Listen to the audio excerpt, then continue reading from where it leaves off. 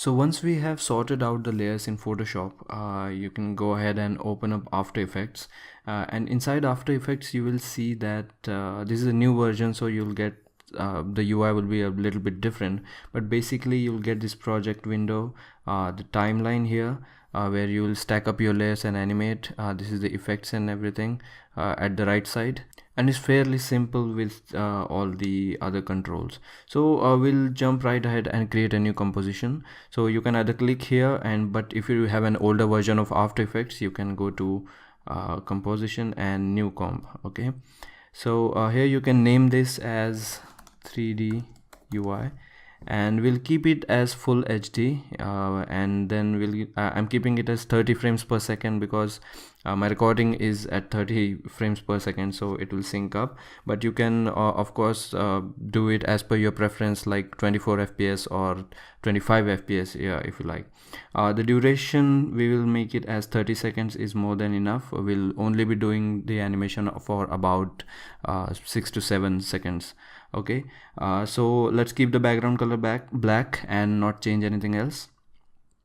Once you hit OK, you'll get this your comp here, and to set it to fit your window, you will just click here and select fit, so the comp will fit inside. Right now it is blank, and now we need to import our PSD that we have of our UI design. Okay, so either double click on the project window or go to File, Import and File. Now browse to the file you have created. This is dashboard UI PSD, and I will import it as composition retain layer sizes. Okay, so we will get the layers as they were in Photoshop files. Alright, so just click open, hit OK. Alright, so you will see here that dashboard UI comp is generated, and once you double click all of them, you will see that all the layers are as we had created in Photoshop. Even the guides have come up the same way. So you have the navigation, scroll, and basically the same thing that we had created in Photoshop. So you have all the layers inside. Alright, now what we need to do is we can either go to our 3D UI and just directly drag and drop our dashboard UI inside here. Alright, and it will come up as one comp, but we will need all of these elements to be separate to animate them later on. Okay, so we'll just delete this. We'll go to the dashboard UI and we'll just copy by pressing Command C, or go to edit and copy all of the layers, go to 3D UI, edit and paste. So you will get all of these layers stacked up exactly as they are inside our dashboard comp. So we'll just go ahead and close this. Now we have all of this as one pre-comp, and it is coming up full screen. We don't want that exactly. So what we'll do is we'll create a null object here and parent all of this to that null object, so we'll be able to control all of the layers with one object. Okay, so basically what is null object is you'll just right click, create new, and select null object. Null object is just an invisible object, a control where you can have the control for the layers, which layers are parented to the null. Okay, so select all of these layers. Let's keep the null control in the middle as it is, and you see here spiral buttons here. Just click on it and drop on the null. Okay, so you see all of these drop down menus have changed to null 1, so everything is now parented to the null 1. And now if I change the scale of null, the scale of the comp will change automatically. The scale of all the layers will change automatically. So even if I move these layers null here and there, so basically the purpose is that I don't have to change the values for all of these layers.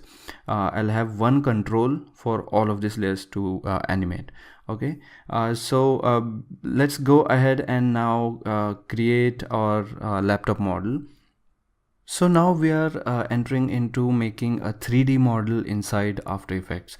Okay, After Effects works very well with 3D depth and 3D space.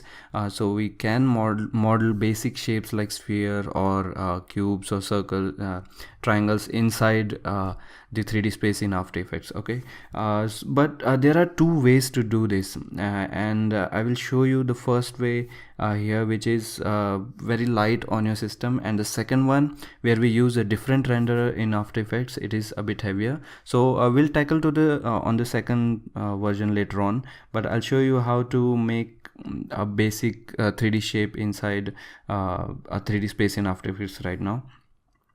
So what we'll do is we'll consider this design as the screen of our laptop. All right, scale this down a little bit, about let's say we keep it 40 for now, and what we'll do is we'll create another shape considering this as a screen.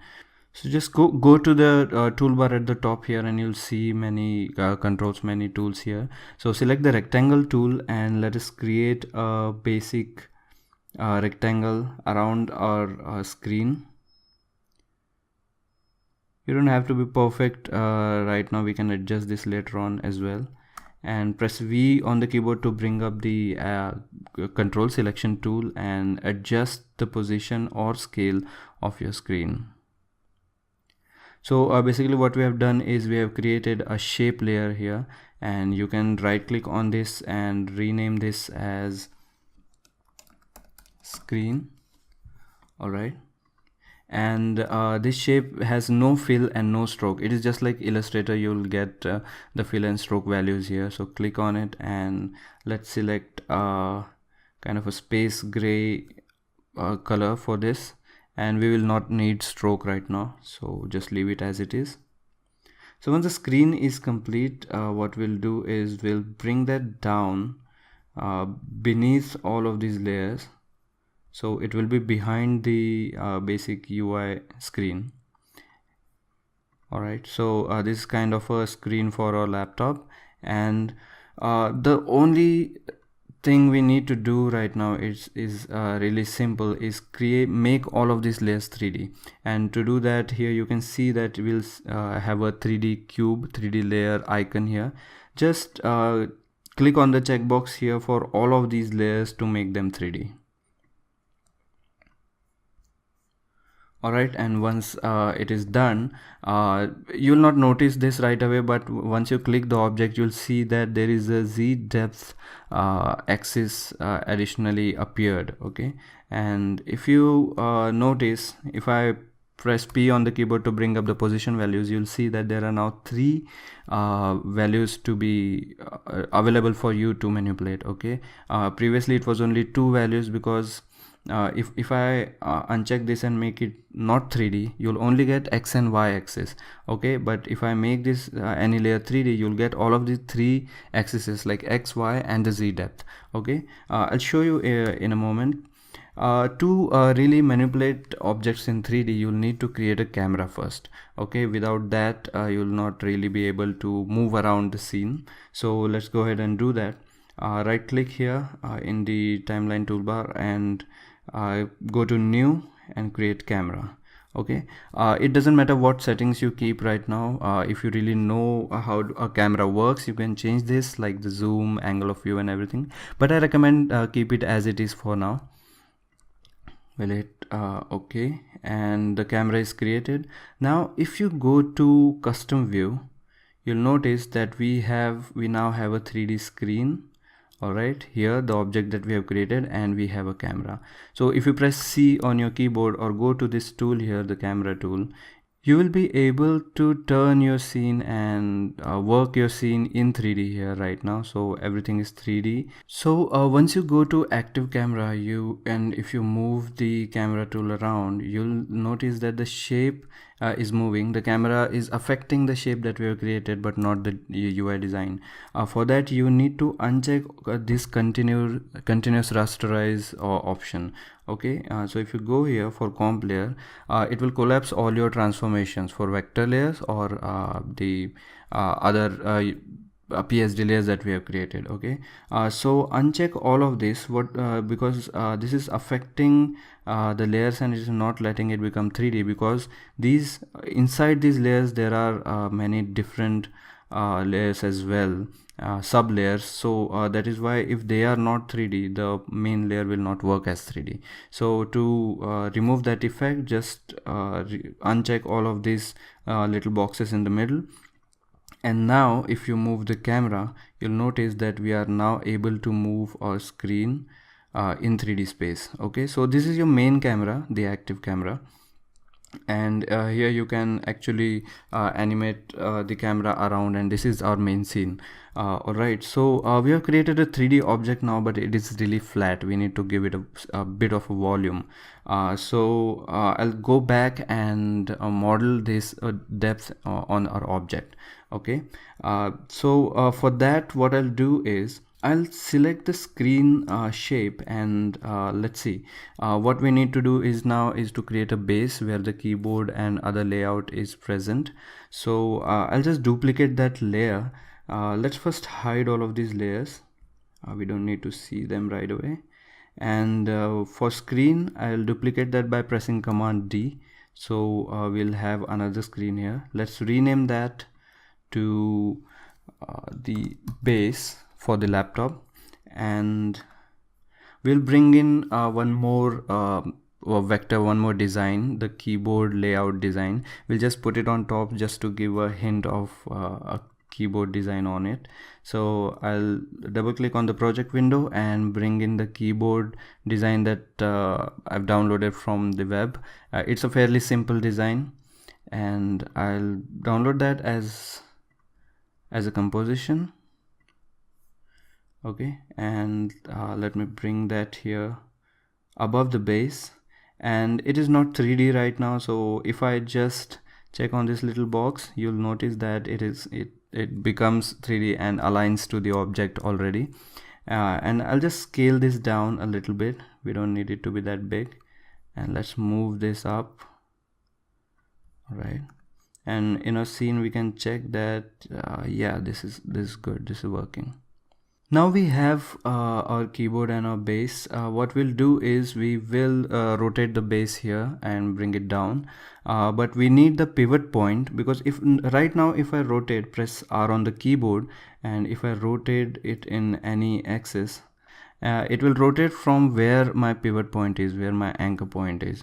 Okay, and I don't really want that. I want it to be at the bottom. So just go to this another tool, pan behind tool here, and make sure you have the snapping on, and bring this down right to the bottom. We can zoom in here and see if it is accurate or not. Alright, and once this is done, let's now rotate this to in the x-axis down here. But before doing that, what we can do is we can parent the keyboard to the base. Okay, so if now I rotate the x rotation here, the base will come with it, and that's exactly what we want. Okay, so let's make this 90 degrees for now, and press C on the keyboard to turn your camera around. Press C again to get various options like rotation of the camera, then panning of the camera and everything. So you can toggle by pressing C. Also you can get the zoom in and zoom out. Notice that we are not zooming in the comp, we are zooming by the camera. So this is the manipulation of the camera, not the comp. You'll notice that the keyboard has been flipped, and we need it to be on the other side. So what we can do is we can rotate this like this by negative 180 degrees, and let's move this again. You can press V on the keyboard to bring the selection tool, and let's do this. Let's move it around here. Okay, so now we have this as have it as our camera, and you'll notice that our laptop is almost ready, but it doesn't really have a volume. So what we'll need to do is we need to duplicate this base again and build the sides around it. So it's fairly simple, just the way that we selected this and duplicated and then rotated here in an axis. So we'll do the same to build up the base down here. Okay, so let's go ahead and do that. So to really make this a 3D object, we will need to duplicate this and model it in 3D space. So basically let us hide the keyboard design for now, and also we'll hide the screen here, and we'll just work with this base model. Okay, if you zoom in a little bit with the camera, and if we turn it around, it's better to always pause your scene in active camera and then go back to custom view to really do the modeling work. All right, so now what we need to do is we'll need to build sides for this. So we'll need to duplicate this and work do the modeling here. So just press Command D to duplicate, Command or Control D for Windows to duplicate the base, and let's move this up just a little bit. Select this z-axis and let's move this a little bit, and press C on the camera to on the keyboard to really work with the camera. You need to do this many times to zoom in and manipulate the scene, navigate the scene overall, and this will help you to see the depth and everything in the scene. Right now the colors of both the shapes are the same, so that it will be a little difficult to distinguish between both of them, but don't worry, we'll be doing the lighting part later on. So once this base is done, we have the width of our base. Now we'll need to build the sides for the same. Now again select the base one, the bottom one, and duplicate that and rename this as side 1.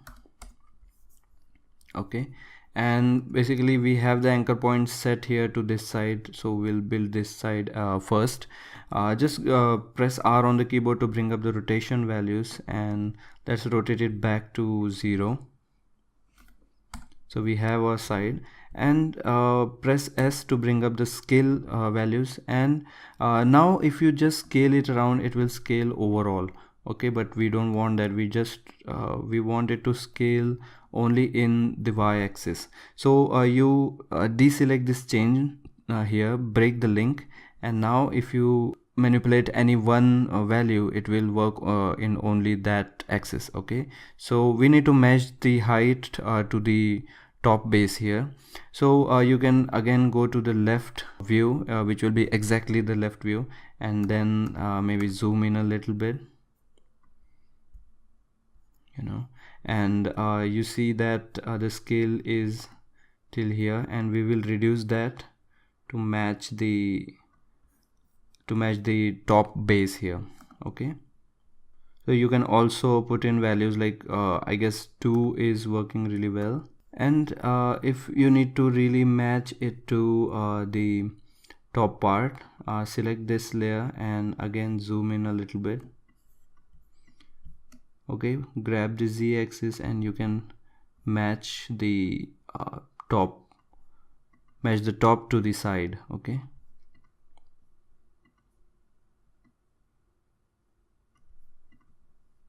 all right, you don't need to be too correct with this, because this will be just a representation of the laptop for a UI, and it will not be visible that much, but it's always better to go as close as possible with your work.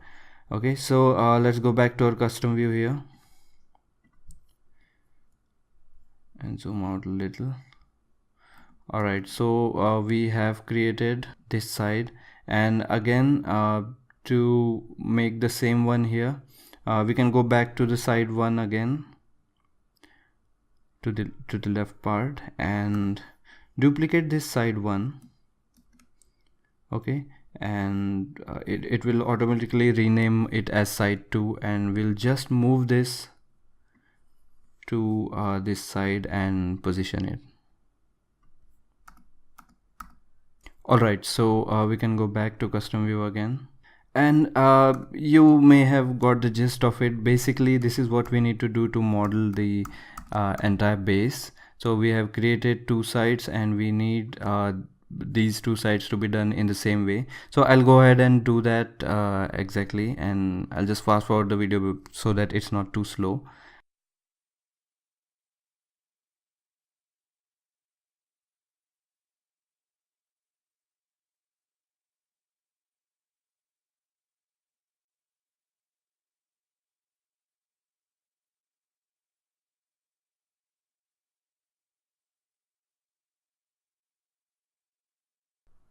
So now I'm back here, and if you notice in my active camera, now we have a 3D object here. But wait a minute, we'll just put on some lighting, and then you'll actually be able to see that it is a 3D object.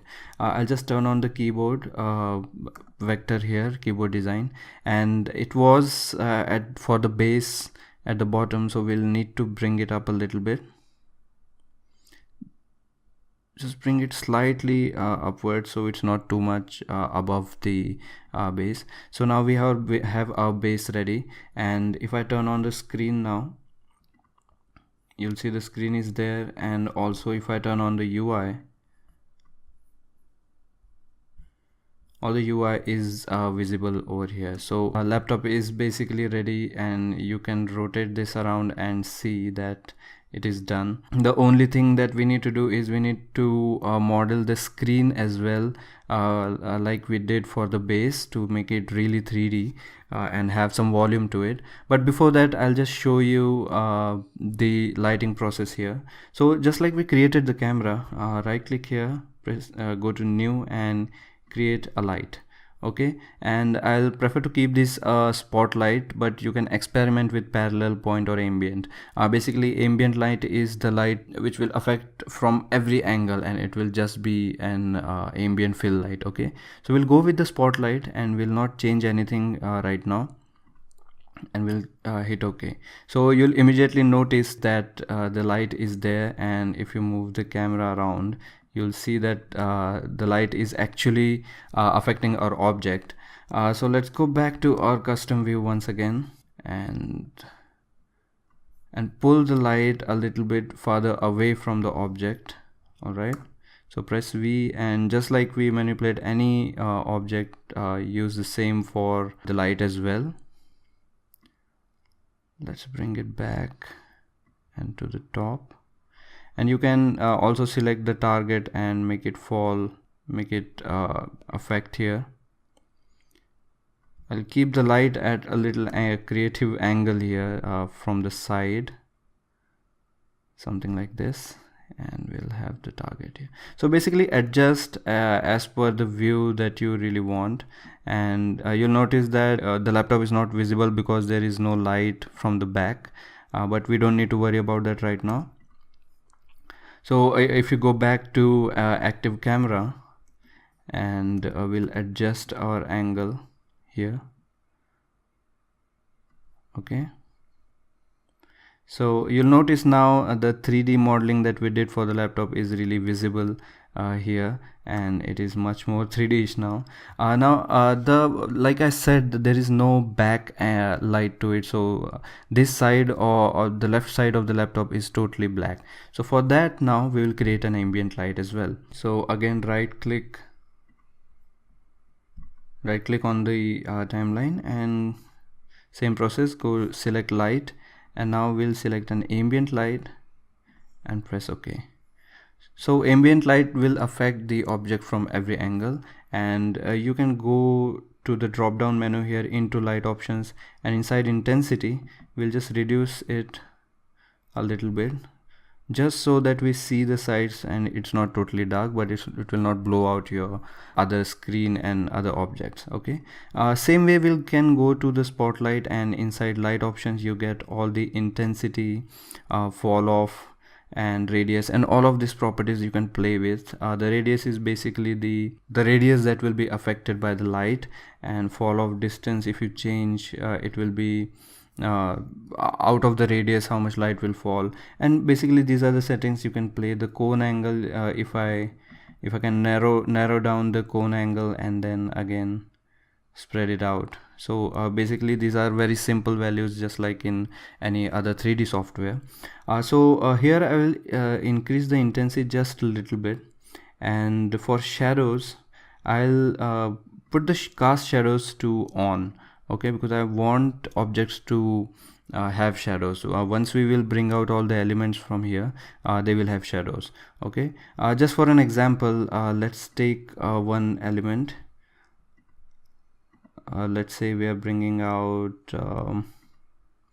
this element, curved line art, and now if I bring this out of the screen here, you'll automatically notice that in 3D space it is popping out of our laptop, and this is what we want. Okay, so basically our scene is ready, but there is like I said, there is one more way where we can model the object in 3D. Okay, so I'll show that to you in a minute. So if you go to any object, now that we have created a light and now that we have a camera, every object will have a material options to it. Okay, so if you drop that down, and you'll get all of these options like cast shadows, transparency and everything. So basically, to play with it, we'll turn on the cast shadows, and you'll see according to the position of the light, the shadow is falling, and we don't want this sharper shadow, so we can definitely reduce its intensity. Okay, and also what we can do is you have some other material properties as well, like specular intensity, specular shininess, that how much shine does it will have, it will be dull or shiny. So this is kind of a 3D properties you get for your 3D object. Okay, so in light transmission, how much light will pass through that object. So if you increase that, you'll notice the shadow is getting lighter. And to really see the effect of all of these, you can click on this. You'll notice that there is a renderer here. Okay, and a classic 3D is selected. So once you click on that classic 3D, now we have 2 or 3 options here: ray trace 3D and cinema 4D. Depending upon the plugins that you have installed, cinema 4D might not be available, but anyways we are not going to work with that. So you go with ray trace 3D, and that will be our second environment where I'll be showing you how to create 3D objects in a different way. Okay, so I'll just cancel this right now. Go ahead and play with all of these properties. Okay, so inside the light, you can adjust the shadow diffusion as well. So if you increase that, the edges of the shadow will be softer. Okay, and shadow darkness, you can reduce that a little bit to get your desired result. The shadows will be not too loud. So I'll increase the diffusion to make it smooth, and also decrease the darkness of the shadow. And now if I move my object in 3D space, you'll notice that we have created the scene. Basically, the only thing remains is to have some depth to the screen like we did for the base. So we'll model it in the same way, and then animate these elements coming out, and then animate the camera like this. Okay, so depending upon how powerful your system is, this scene will respond and render as fast. Basically, the advantage of this method of modeling is that the renders will be very light, and the scene will be very light on your system. If your system is not too powerful, I suggest go with this method of modeling. But let us explore another technique, and we'll change the renderer, and we'll model this once again with a different approach. Just a quick tip I want to show you is to create a background with a gradient background. So what I'll do is, let's create a solid here. So what is a solid? It's just a basic fill. Right click on the timeline, go to new and create a solid. Let's call this BG, and it will come at the top of your layer stack. So if any drop down menu is open, drop down of the layers are open, just hit U to close everything down, and let's bring this layer way at the bottom. So you can choose any color you want, but I'll go into the effects panel, okay, and search for gradient. Okay, now you'll get a generate option and 4 color gradient option here. So drag that on top of your BG layer, and here you'll get these 4 points of color. Okay, 4 controls. So you can have a color palette and of course adjust all of these colors. So I'll just fit this to screen. I'll change the colors here. You can also pick the colors from the design, from the UI design, to really match it up with the design. We'll pick this up as well.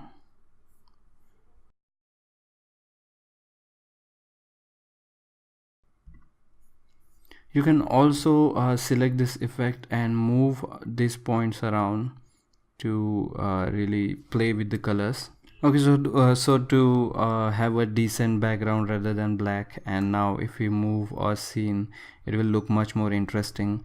Of course, go ahead and use any color you want. Pick it up from the design so it will match your UI design. Okay, so let's go ahead with our second technique of modeling the laptop in 3D, and we'll do the same thing, and then we'll go ahead with the animation of the same.